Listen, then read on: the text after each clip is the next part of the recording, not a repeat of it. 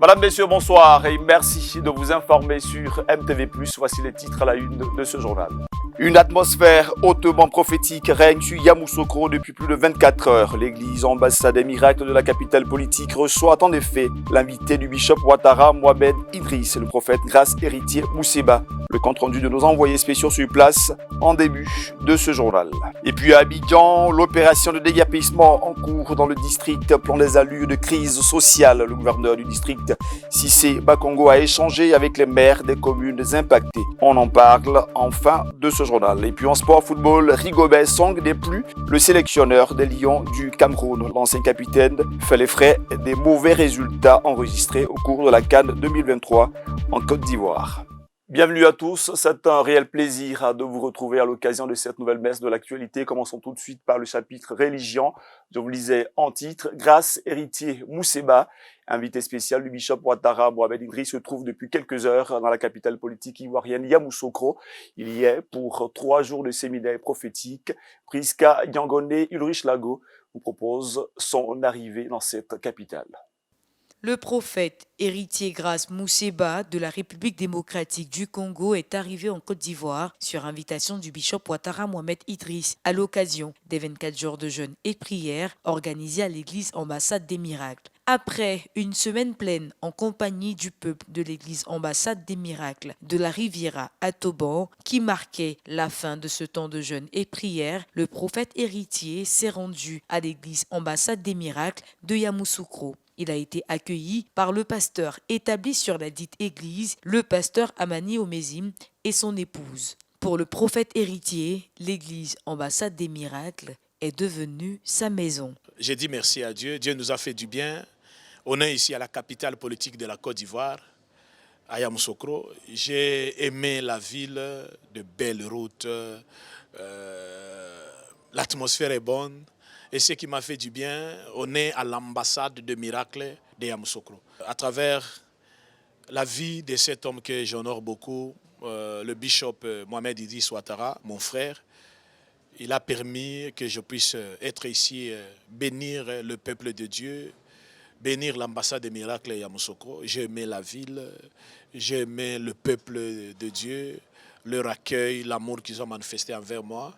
La seule chose que je peux dire, que Dieu le bénisse et que Dieu bénisse l'équipe aussi qui m'a accompagné. La première des choses, vous devez savoir que le bishop, je suis son petit frère. Il est mon grand frère. L'amour cet emporte. Pour moi, je ne sais pas comment le dire. C'est quelqu'un qui m'aime beaucoup. Je l'aime beaucoup aussi. Lui et sa femme, Maman Tania. Moi, je suis dans la famille Ouattara. L'ambassade des miracles, c'est chez moi. L'ambassade des miracles, c'est ma maison. Et je continue à bénir Dieu pour sa vie et la confiance qu'il met en moi. Et la seule chose que je peux faire, c'est de l'accompagner à cette grande mission que Dieu lui a confiée. C'est pourquoi chaque fois si je suis avec lui, il veut que toujours que je puisse aller bénir les enfants de Dieu, pas seulement à Abidjan, même en dehors d'Abidjan. C'est pourquoi aujourd'hui, je suis à Yamoussoukro. Merci beaucoup. Que Dieu vous bénisse. Je dis encore merci à l'équipe MTV+, qui nous a accompagnés. Que Dieu continue à vous garder. Soyez bénis. Au terme de cette première soirée, le pasteur Amani Omezim a exprimé sa joie de recevoir ce voyant aguerri de la RDC grâce à son père spirituel, le bishop Ouattara. C'est un serviteur de Dieu honoré et heureux qui s'est exprimé au micro de MTV+. D'abord, je voudrais dire merci à Dieu pour cette grande opportunité que nous avons de nous exprimer sur cette chaîne bénie qu'est MTV+. C'est une grâce pour nous que de recevoir le prophète grâce héritier Mousseba juste après un temps de 24 jours de jeûne et prière. Déjà, ces 24 jours de jeûne et prière ont été pour nous un moment de délivrance, de guérison, un moment où le Seigneur a agi dans nos vies.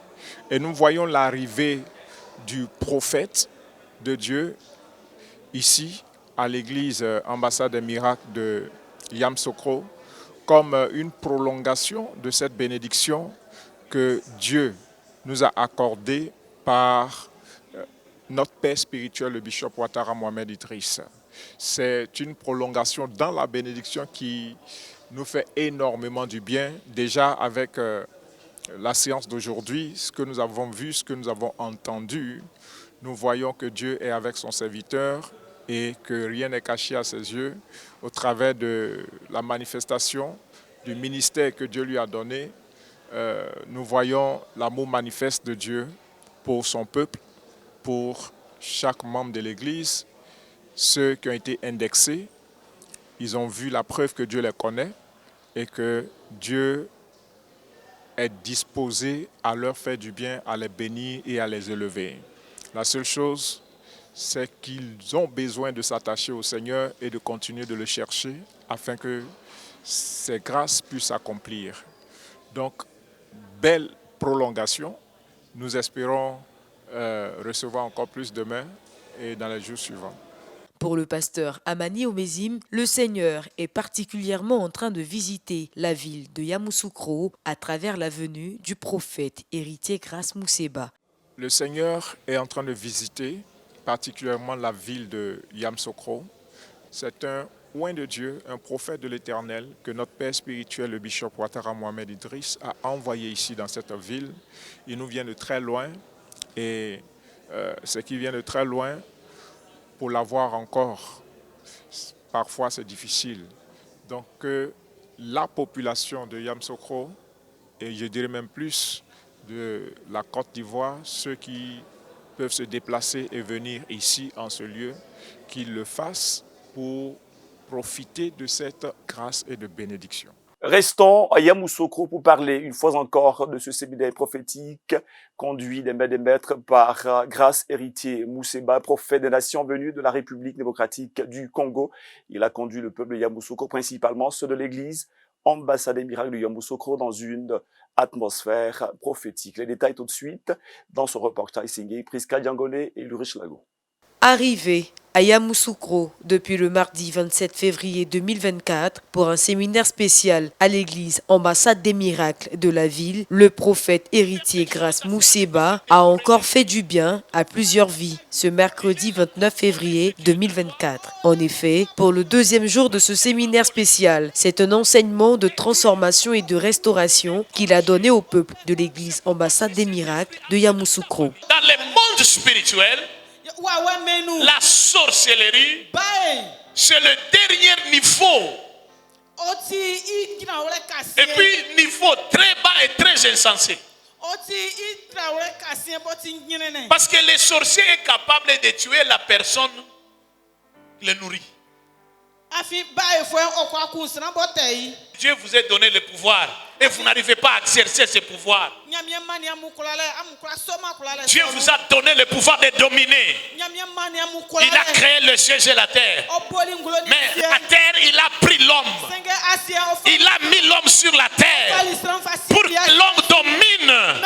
Ta nature à toi, c'est de dominer. Pas cette vie, pas cette vie. Tu dois refuser cette vie. Ce n'est pas pour les enfants de Dieu. La souffrance n'est pas notre partage. La pauvreté n'est pas notre partage. Ce sont des familles libérées à travers son service prophétique qui ont glorifié le Seigneur. Pour exemple, ce septuagénaire qui a été miraculeusement guéri d'un cancer. Je traînais une maladie de la prostate. Et cette maladie de la prostate, c'était une maladie avancée. Mes enfants m'ont dit, papa, si on ne t'opère pas, tu vas mourir. Donc on m'a opéré le 30 avril 2016. On nous dit que quand on a opéré de la prostate en général, on est guéri. Ce n'a pas été comme ça. On m'a opéré. Et puis, 7 ans après, rechute. Mes enfants ont résolu m'envoyer au CHI de Cocody. Mes filles ne pouvaient pas me dire. Mais leur maman et tout le monde était au courant. J'avais un cancer. On ne me dirait pas. Maintenant, bon, j'ai un cancer. Il fallait aller passer au scanner pour déterminer le nombre de mois ou bien le nombre de jours que je dois passer sur Terre. Puisqu'un cancer, on peut facilement mourir. Donc, avant d'aller au scanner, on m'a envoyé à l'église de l'ambassade des miracles. Ce jour-là, C'est ce prophète qui est venu du Congo. Ce jour-là, c'est lui qui a prêché. Il a appelé les gens comme il a fait tout à l'heure là. Moi, j'étais assez loin là-bas. Il ne m'a pas posé de questions. Il est venu directement vers moi. Il m'a observé. Il dit, hé, le Seigneur t'aime. Regarde, quand j'étais à l'hôtel, j'ai vu que ton cercueil passait. Et que les anges sont assis sur le cercueil en train de démonter le cercueil pour que tu puisses sortir. Arrivé à la maison, ma fille a dit, bon, on va aller passer au scanner. J'ai dit, mais pourquoi un scanner? Maintenant, on envoie les résultats. Ma fille me dit, gloire à Dieu, tu n'as pas de cancer. Le docteur a déjà affirmé que j'ai un cancer. On envoie les résultats à ces techniciens-là, ces docteurs-là. Il dit, il ne peut pas croire que eux, ils ont pris mon sang, ils ont vu un cancer, ils ne peuvent pas me traiter. Donc ma fille a dit, bon, si on ne peut pas l'opérer, on va recommencer les analyses. J'étais obligé de recommencer les analyses. Et quand on a recommencé les analyses, tout était négatif. Il n'y a pas de cancer. J'ai dit merci au bishop Ouattara, d'abord, puisque c'est lui qui a créé l'église. J'ai dit merci au bishop Ouattara, parce que c'est lui qui a fait venir le prophète depuis le Congo. Merci à tous les pasteurs. Merci à tous ceux qui ont contribué à ma guérison, qui ont prié pour moi pour que je puisse revenir à la vie. Je dis merci à tout le monde. Pour certains, avoir le prophète héritier une fois par an à l'église Ambassade des Miracles de Yamoussoukro serait une grâce. C'est un cadeau pour nous. Son arrivée a sauvé beaucoup d'âmes qui étaient sous l'emprise de la sorcellerie. Donc vraiment, j'ai prié Dieu que notre Père le fasse revenir à Yamoussoukro chaque année pour que nous soyons plus édifiés au plan de la sorcellerie et des autres maux que nous vivons, que la société vit. Rappelons que ce séminaire spécial à l'église Ambassade des Miracles de Yamoussoukro avec le prophète héritier Grace Mousseba se poursuivra dans la nuit du jeudi 29 février 2024. On change complètement de sujet pour parler société. À présent, vous le savez, depuis quelques jours, une vaste opération de déguerpissement est en cours dans le district autonome d'Abidjan menée par Cissé Bakongo, actuel gouverneur de ce district. Plusieurs populations touchées, une véritable crise sociale qui est en cours. Les maires des communes impactées ont été convoqués à l'occasion d'une réunion de concertation. Objectif, mettre au point une stratégie concertée pour la bonne suite de cette opération nécessaire. Les directions techniques des mairies, l'Office national de la protection civile, le groupement des sapeurs-pompiers militaires et le district autonome d'Abidjan avaient travaillé sur un programme d'identification des sites à risque. C'est une réponse aux dégâts matériels et pertes en vies humaines enregistrées chaque saison des pluies à Abidjan. Dans l'exécution de ce plan d'urgence d'assainissement et d'amélioration du cadre de vie, des démolitions de quartiers insalubres sont en exécution. Loin des émotions, cette actualité est commentée par les internautes et des citoyens. Que l'État fasse ce qu'il y a à faire pour pouvoir vraiment assurer la sécurité des Ivoiriens. Et c'est dans ce cas, moi je salue l'initiative. Il y a certaines qui ont été dédommagées, mais on continue à rester là. Ces personnes-là, qu'elles se recherchent après. C'est quoi? C'est l'avidité ou bien c'est la négligence? On ne sait pas. Mais la priorité du gouvernement, c'est d'abord le social. On a assisté plusieurs fois à des morts. Il y a eu des périodes assez sinistres pendant les inondations. Voilà. On ne peut pas arriver encore ces cas-là, ces histoires-là. Bon, les gestes là, c'est pas aujourd'hui que ça a commencé. Pour ceux qui ont... Là, je vois la plupart de ceux qui se plaignent là, ce sont les gens qui ont pris une maison là-bas nouvellement et ne savent pas. C'est pas aujourd'hui que ça a commencé. Les anciens là, demandez-les. Moi-même là, j'étais à la gestion. C'est là-bas que j'ai fréquenté. Depuis 2021, ils sont venus nous avertir qu'on n'a qu'à quitter là-bas. Parce que là-bas, la temps de pluie, là, ça tue les gens. Et puis les gens sont dans le bas-fond, que c'est pas bon. C'est pas bien soutenu. C'est là ça maman a eu peur. Elle dit bon, comme ils ont envoyé lettre d'avertissement là, on n'a qu'à quitter. 176 sites à risque, dont 77 en situation critique, ont été identifiés. Le ministre-gouverneur du district autonome d'Abidjan revient sur l'importance de l'opération. Le ministre-gouverneur a exposé au maire les missions qui lui ont été confiées, à savoir la lutte contre le désordre urbain et l'insalubrité, l'assainissement. Le maire et le ministre-gouverneur ont eu une convergence de vues, à savoir que les maires ont également la même mission. Cissé Ibrahim Bakongo fait des précisions sur la zone d'Anono dans la commune de Cocody. Le risque qu'il y avait à Anono, c'était tout simplement qu'il y a un ouvrage d'assainissement qui n'avait pas une bonne section pour drainer l'eau. Conséquence, en temps de pluie, il y avait inondation, mais que ce problème a été réglé.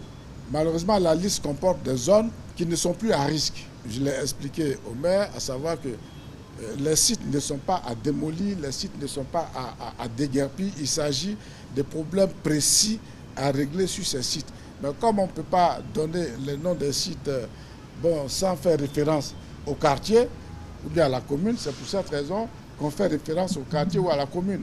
L'Union des villes et communes de Côte d'Ivoire, IVICOSI, après des échanges avec le ministre-gouverneur, reste dans la dynamique du bien-être des populations et privilégie la concertation. Proposition qui a été acceptée par M. le ministre-gouverneur.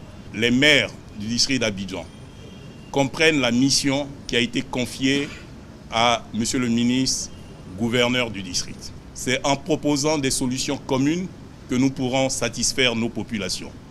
L'objectif, c'est la population, c'est le bien-être, c'est le bonheur de nos populations et c'est ce sur quoi nous nous sommes accordés. Les maires se félicitent de cette rencontre. Cette rencontre nous a permis de savoir aujourd'hui quels sont les projets qui sont sur le Grand Abidjan de la part du ministre-gouverneur.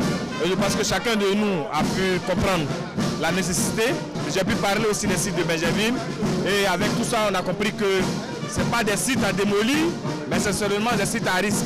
Donc nous devons prendre des précautions à l'avance pour permettre à ce que nos populations puissent vivre dans un cadre très décent. Nous nous sommes entendus et vous allez voir que tout va marcher dans le bon sens, dans l'intérêt de nos administrés, de nos populations.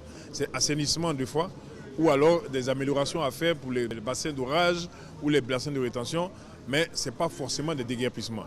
On va voir, on est en train de discuter avec le ministre-gouverneur pour voir tous ceux qui seront délogés, où on pourra les mettre de façon temporaire et avant de les reloger.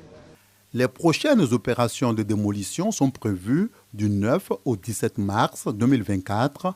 Le ministre-gouverneur du district autonome d'Abidjan rassure, la démolition n'est pas systématique.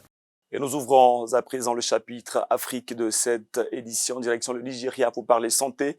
La crise de méningite frappe durement cette république fédérale. 470 cas de gens enregistrés, dont plusieurs centaines d'écoliers. Le constat sur place dans ce reportage. Au moins 17 écoliers de 5 écoles ont trouvé la mort à la suite d'une épidémie de méningite dans l'état de Yobe au nord du Nigeria. Des élèves d'école primaire se trouvent parmi les victimes, selon le commissaire d'État à l'éducation Mohamed Sani Idriss, interrogé par la BBC. Il ajoute qu'un total de 473 cas suspects ont été enregistrés à ce jour. La méningite est une infection qui provoque une inflammation aiguë des courbes externes du cerveau et de la moelle épinière. Elle peut être mortelle à moins d'être diagnostiquée et traitée tôt. La vaccination est un moyen efficace de prévenir la méningite. Le Centre nigérian de contrôle et de prévention des maladies a publié en début d'année une alerte de santé publique sur la maladie.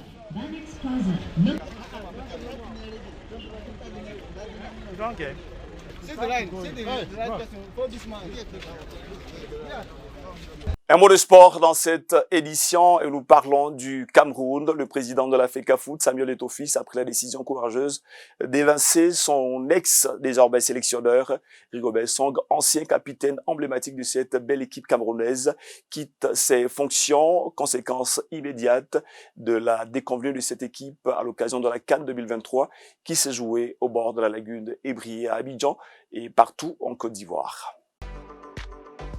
Le Cameroun a mis fin aux fonctions de manager sélectionneur de Rigobert Song à la tête des Lions indomptables. Mercredi, c'est un courrier du ministère camerounais des Sports qui informe l'ancien capitaine des quintuples champions d'Afrique de la fin de son contrat.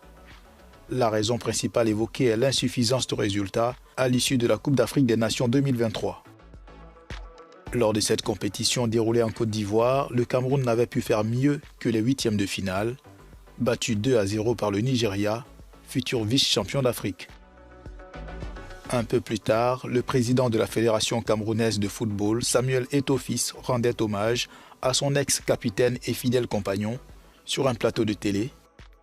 Malgré les critiques, ce dernier avait réussi à maintenir en poste son sélectionneur après le mondial au Qatar, une compétition qui avait révélé quelques tensions dans la tanière des Lions indomptables. À 47 ans, Rigobert Song dit adieu aux Lions indomptables après environ 2 ans, 2 participations à la CAN et 1 à la Coupe du Monde.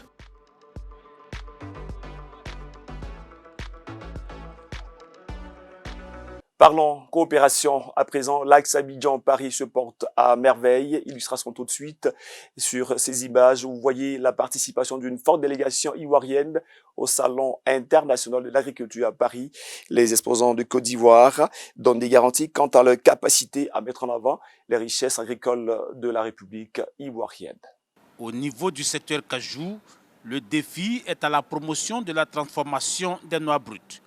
Aujourd'hui, le taux tourne autour de 22%, insuffisant pour élever le revenu des producteurs. Pour ce faire, la Côte d'Ivoire, en tout cas à travers le Conseil du coton de la MECAP, a conçu et mis en place des mesures incitatives, un dispositif d'attraction des investisseurs pour qu'ils puissent venir s'installer en Côte d'Ivoire, mais aussi un dispositif pour leur permettre de faire en sorte que leurs exploitations puissent être faites dans les conditions durables. En ce qui concerne les producteurs de café cacao, ils sont ici à Paris pour nouer des partenariats stratégiques en matière de petites unités industrielles. Nous sommes venus à ce salon de Paris pour montrer ce que font les artisans ivoiriens. Nous producteurs, nous transformons aussi nos produits pour montrer au salon de l'agriculture de Paris que la Côte d'Ivoire aussi fait la transformation.